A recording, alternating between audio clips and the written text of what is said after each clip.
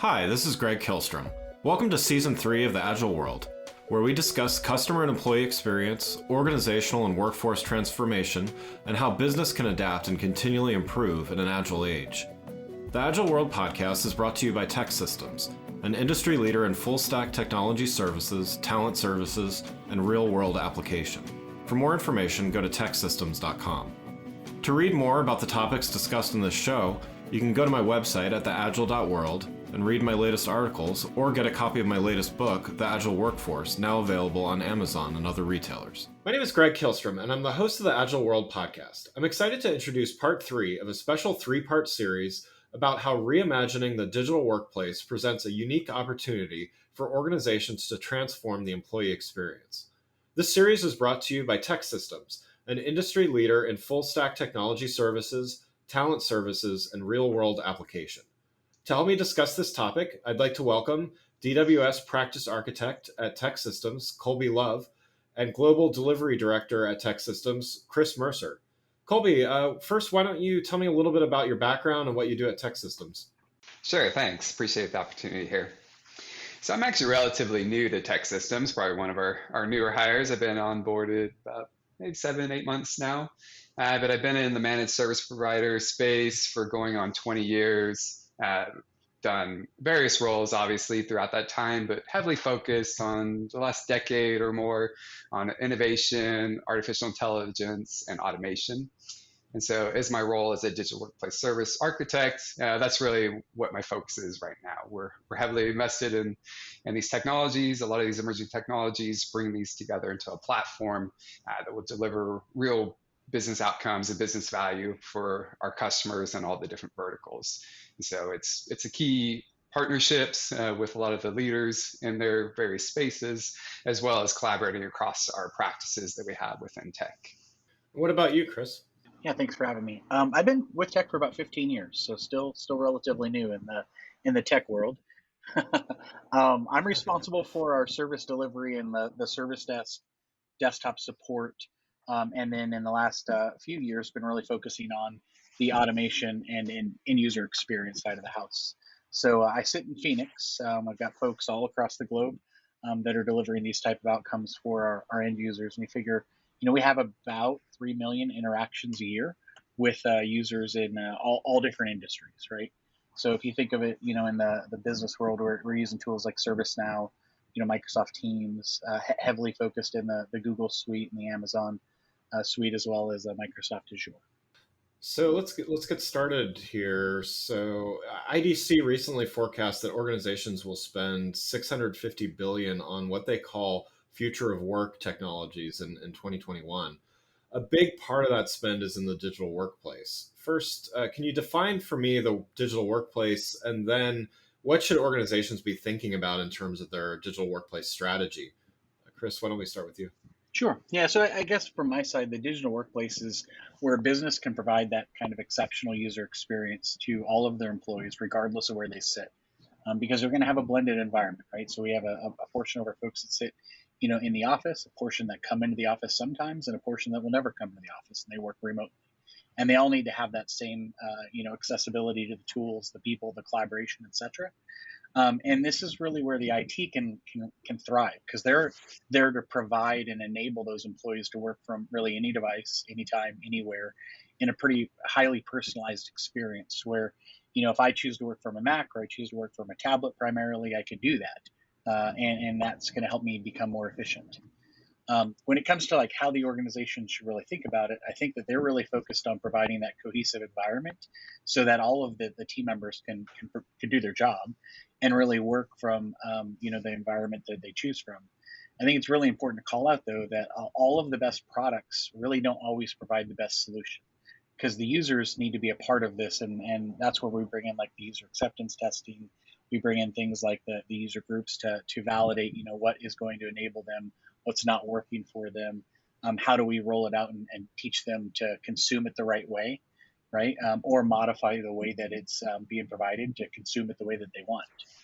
And I think the purpose of all of this is to drive that same level or higher of employee engagement, productivity, and satisfaction that we had when we were all sitting in the office. And that's really what we all want to be focusing on.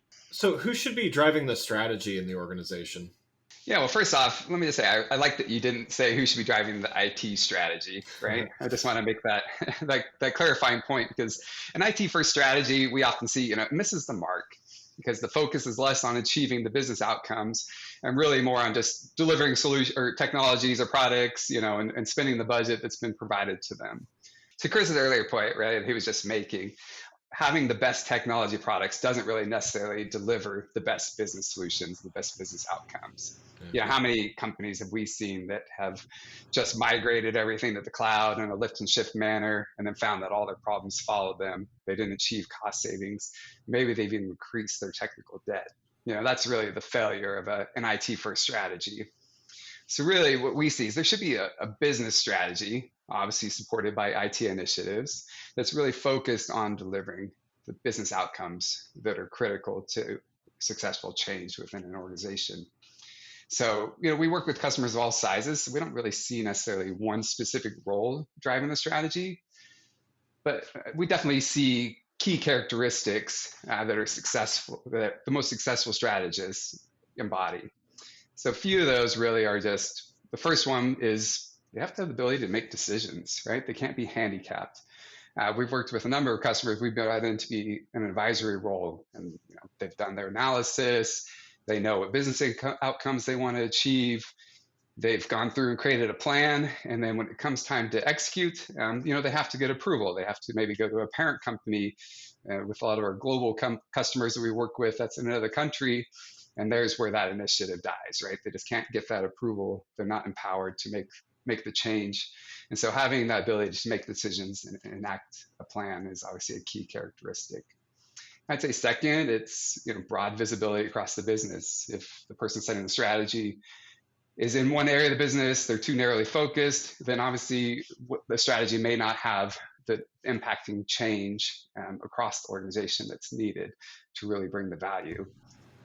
And then third is really, for what I see, is probably maybe the key characteristic that a strategist should have, and that's the fortitude to stick with the strategy. So after you've gone through your analysis, you feel confident in the plan, you know what your business outcomes you want to achieve, there's still at times going to be failures, right? There's going to be setbacks. There's obviously ways to minimize those. We can talk a little bit about that, but the biggest mistake we see is that when there are those failures and there's setbacks, that often it can mean that someone who isn't the right strategist setting the right strategy will think, oh, we just need a different tool. Let's rip and replace the tool we're using. It was a tool failure. Or maybe the plan, they throw it out and want to start over. And which that always ends up causing is huge delays that are very costly. And often that the plan is fine, the tools are fine. Maybe the OCM aspect of it was missing from the strategy or need to be adjusted. Maybe the timeline wasn't realistic. Or maybe there's just too many conflicting initiatives, right? You're resource constrained that are all trying to be executed by the same team. So, you need to make those tweaks. You need to do an assessment of your failures, but having that fortitude, that backbone to stick with the strategy, continue to move forward is definitely a key characteristic. Now, there's still going to be pivots, based on changing business needs and priorities, and the flexibility, agility absolutely has to be there as well. And then probably the last characteristic I see is really just that willingness to partner with trusted advisors. Those may be internal to the company, those may be external, but it's often going to be people that have experience, that bring capabilities that the strategist doesn't have, and that's going to help advise them and execute on the plan. So those are just a few of the key core characteristics. Now, the role we see across our customers, again, we deal with customers of all different sizes, from a few thousand end users to global companies, across all the continents. So it could be a manager, it could be a director, it could be a chief strategy officer. But if they embody these characteristics, they'll have a successful strategy, and we'll see real business change that is possible.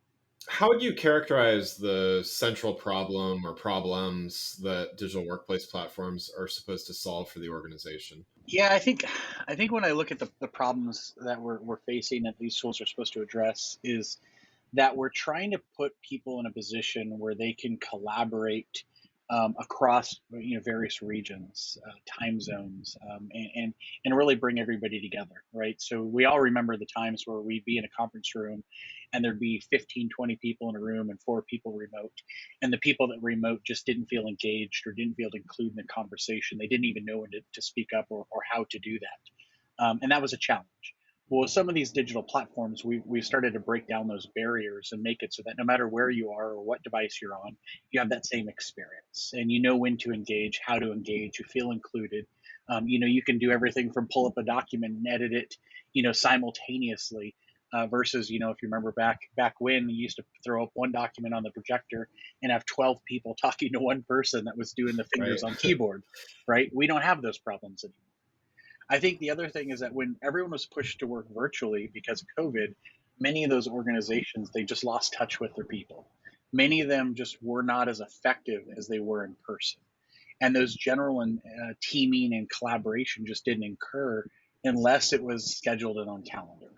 And that caused people to really feel disconnected. They were disconnected from the team, disconnected from their leaders, and disconnected from the business.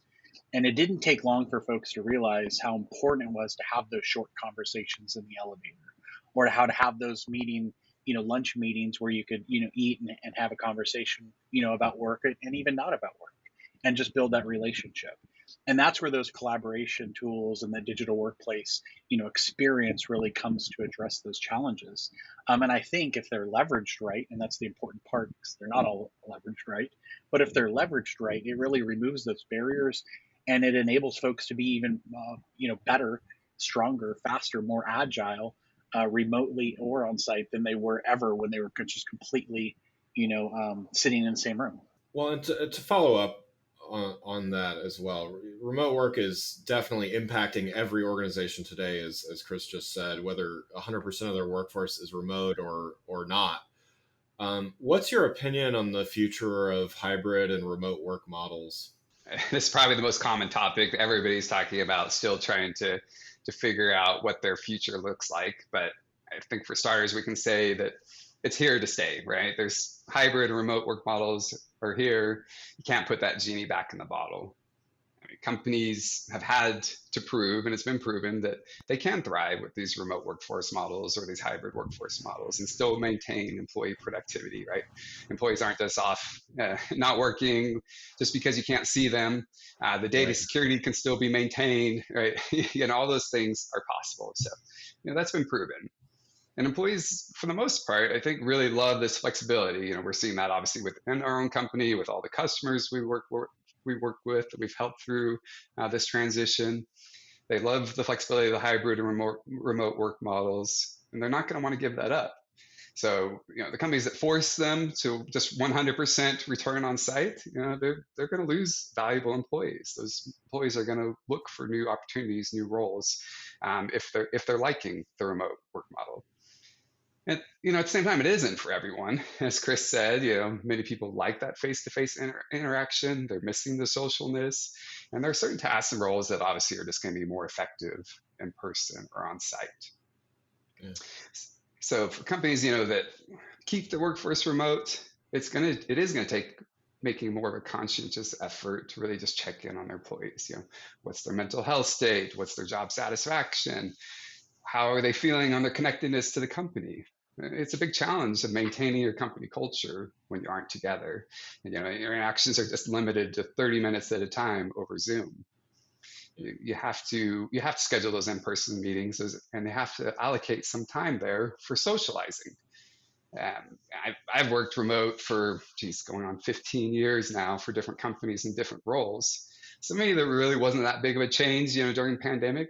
Kids were obviously home for an extended period of time. It was like a long summer vacation for them. But for me, I was recruited here to Tech during quarantine. So it was almost 7 months before I met my first TEKsystem employee face to face. And when I finally got the opportunity, it was to know people outside just our daily meetings. It really hit me how much I missed that connectedness and how it really helped strengthen the relationships with those I work with on a day-to-day basis, just being able to meet in person. So that will continue to be key as customers or companies look at the remote and hybrid workforce. Yeah, and to follow on that, and Colby, what you shared from your onboarding experience, how do you onboard and manage a workforce that even hopefully soon enough post pandemic, still includes a mix of full time and in the office, full time remote, and potentially hybrid as well. How do you onboard and manage them effectively? It'll be interesting. You have to be cognizant of employees and their needs when they're working from home. I think a lot of companies, they think high speed internet's ubiquitous, everybody just has it. um, Before COVID, it seemed like more and more companies were moving away from subsidizing home office expenses and providing equipment. Working from home, the benefit of working from home, that was the benefit, right? So I think you'll see a little more demand for employees for subsidies and those things to be taken into consideration. Do they have the right workspace at home? And there's some other lasting impacts of COVID. It'll be interesting to see if they last. When you call into a customer or for a customer service agent today, and you hear a baby crying in the background, we have empathy with Right. them today. So how will we still have that?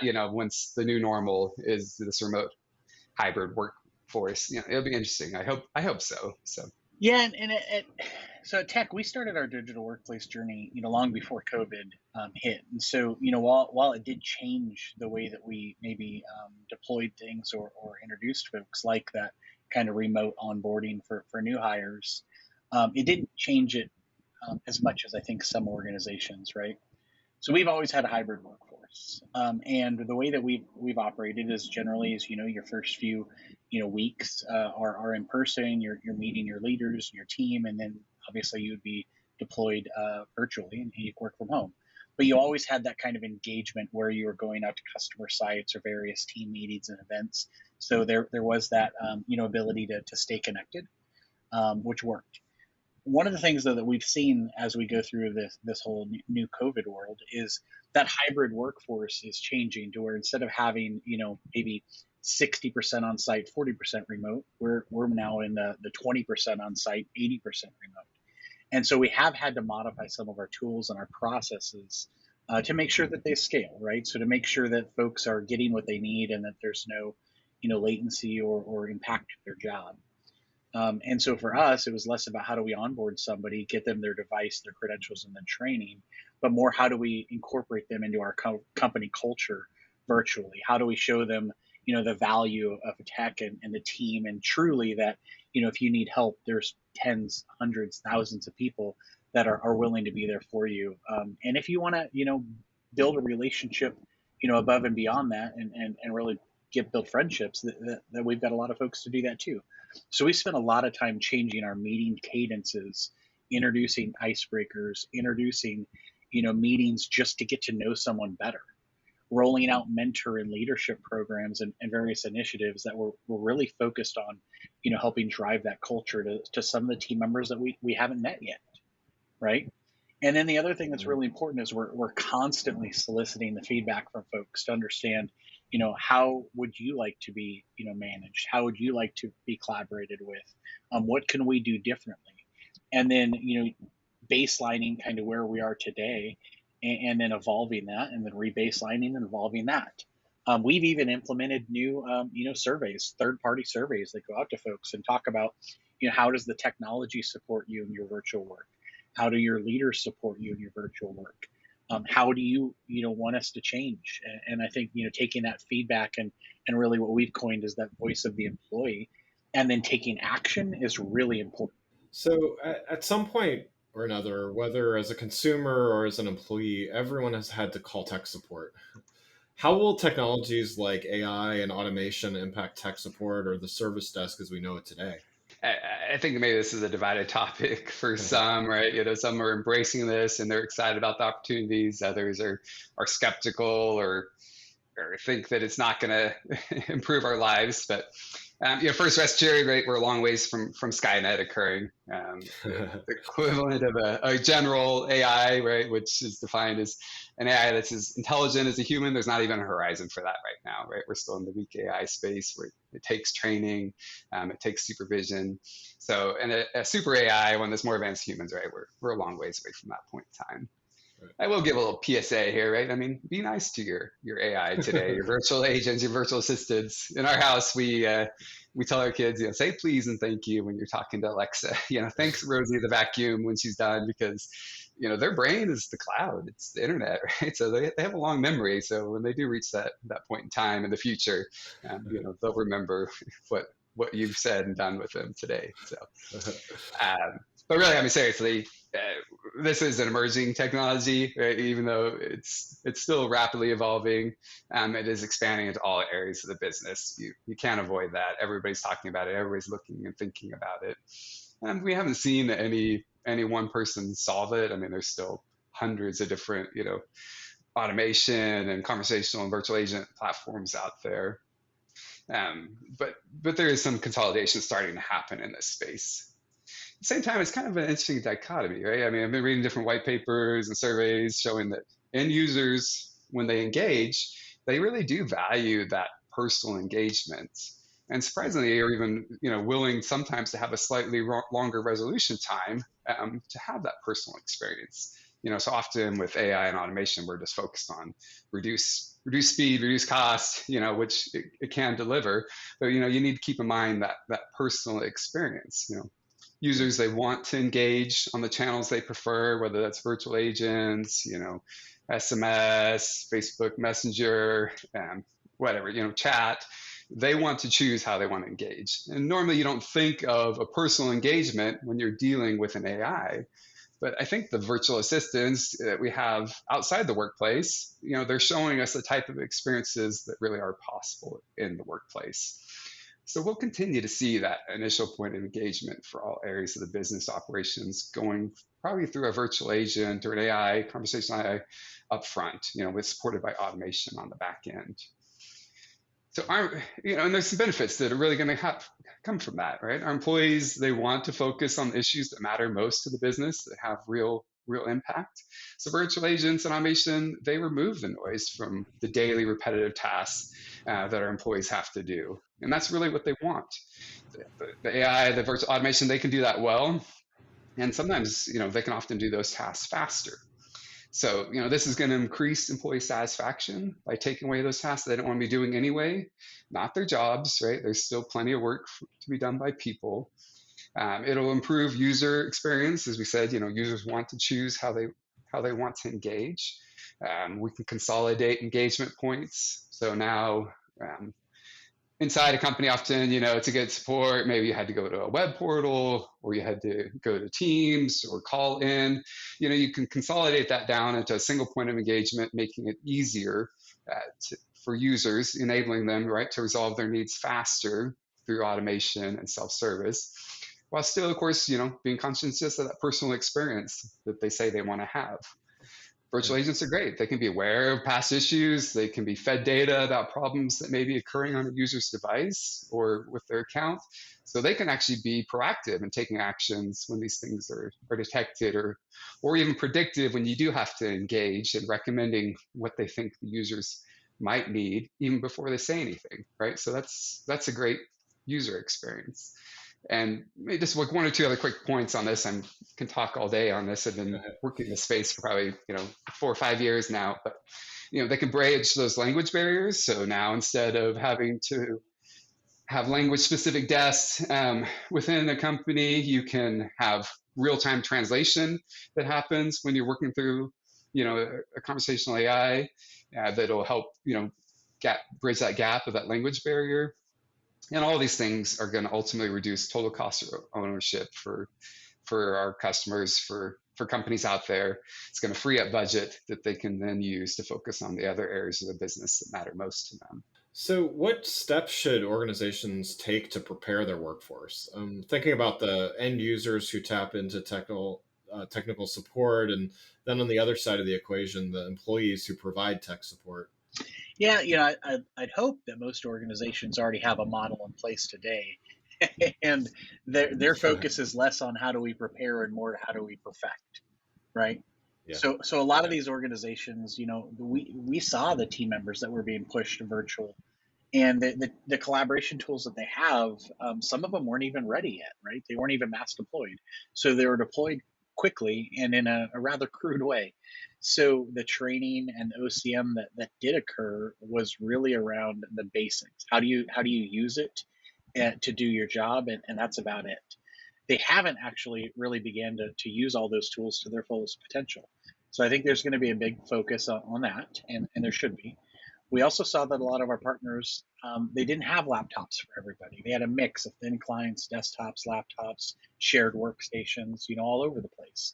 And when everyone was sent to work from home, they had to order all these devices, and they consumed every device that all of the major vendors had available. And all of this was happening at the exact same time that all the production of those devices basically came to a halt. So this led to those hardware shortages that we saw across the globe. And that meant that instead of picking the right device or the perfect device that was aligned to what the user really wanted, they picked the only device that was available. And that may not have been the best device. So a lot of these organizations are going to have to go through and fix that. Initially, the employees were focused on being able to do their job remotely and less on how efficient they could be at their job. That said, we're at a point now where they've been working remotely for over a year. And now the focus is, how efficient can I be? How agile can I be? How can I consume all of the services and really be excited about it instead of just do what I'm forced to do? So this is causing all those organizations, now that that supply chain has recovered, right, to go through and start to build a plan on how do we get the right device in the right person's hand, aligned to what they want and what they need for their job. How do we rationalize the software and services that we have in place and remove the ones that are good enough?